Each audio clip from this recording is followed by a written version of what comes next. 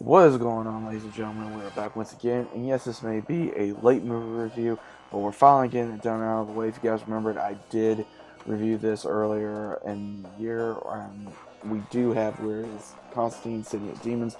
Now, if you guys do not remember, there was a CW on the CWC. You could watch about 5 episodes of the minor animated series, but they made it into an animated movie, which, out of my opinion, was a lot better for the series as well as for the character.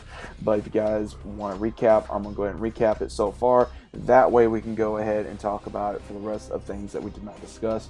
From the whole entire story, we do see where Constantine is in the beginning having a nightmare about his past, and he gets reacquainted with an old friend named Chad from his childhood, and Chad comes to him for help due to his daughter is in some type of a coma, and so they do travel to where his daughter is, and then Constantine finds out that her soul's not there, it's been taken, and they somehow go to LA, and then come to find out that a demon somehow took Chad's daughter's soul, and he wants Constantine to basically use him for his daughter work, since he has other competitors in Los Angeles, and he wants to use him so that way he's the only one doing any bad deeds in Los Angeles.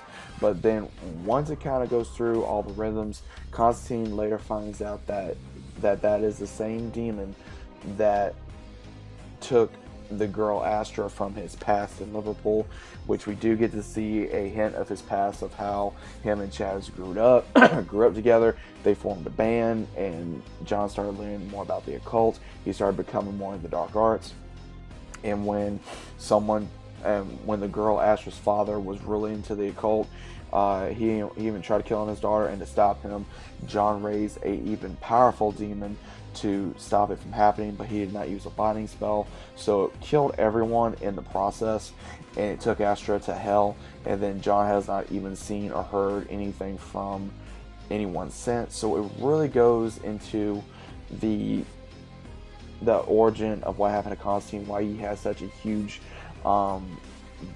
huge meltdown about how that's why he put himself in that hospital, why he's not really talked to anyone, but now he's back in it to basically get his redemption and save his friend's daughter. So we go through that as well. He raises another demon he finds and makes a deal with him to take out the other 5, so that way he's able to keep his end of the bargain, so that way he can kill those demons and save his friend's daughter at the same time. But when that does happen, John also meets, apparently, the Queen of Angels, which is a angelic presence that is in Los Angeles, that has been there from the start, and she shows him that she is there to keep the peace, that yes, there has been bad incidences that have happened, but she's also wanting to make sure that John takes care of the demons, because she does not want a full-on war.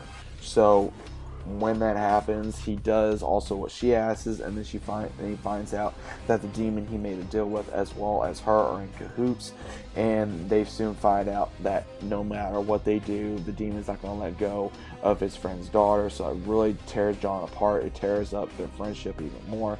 So then they finally come up with a plan of how they're finally going to kill this demon and save Chaz's daughter. So once that happens, basically what Constantine does is he finds out that all the coma patients that he has had under his the demon's thumb, basically what does happen is that they start he uses their power, so that way he's cut off from them, because that is what he's using for his own power to make sure that he stays in the #1 field for retaining souls, as well as everything else. So it kind of goes back and forth throughout the entire movie of, okay, what exactly they're going to do, and they finally have this big conclusion, and Constantine has no choice but to unravel all the demons and basically kind of bluff him, saying, okay, well, if you're not going to give the girl back, then I'm just going to release all hell out, and that you're going to have to deal with more competitors than what you initially wanted. So finally, after getting so much demons onto Earth, finally he does say, okay, I'll give the girl back, and then when he finally closes the door, that's when he reveals that he was bluffing John as well. So John has one more ace up the sleeve to pretty much use. He tells his friend, okay, you said you'd give anything to save your daughter, are you still wanting to do that? He says, yes, say it. And he says, yes, I do love my daughter.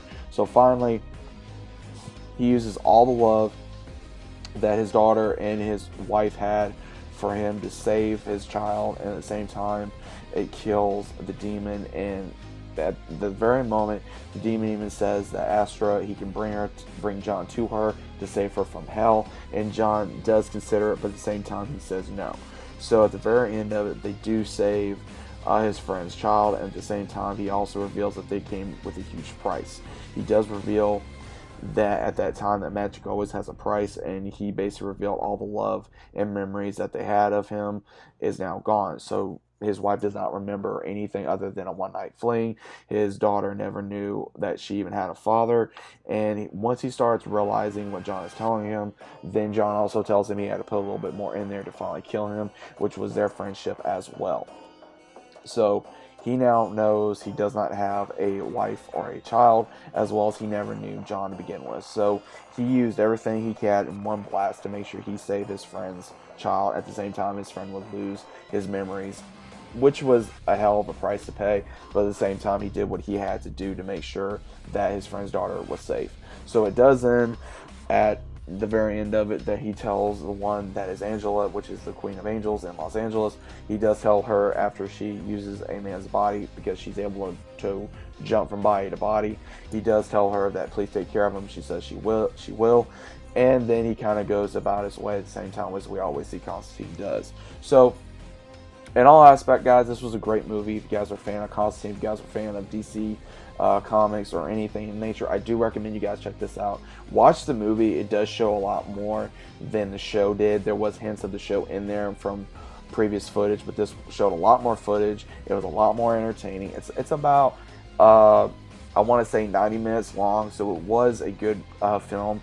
I rank it 9 out of 10. So this was a few things that was wrong with it. There's a few things I did not like, but all in all, it was a great film. Matt Ryan, again, did his amazing work as Constantine once again.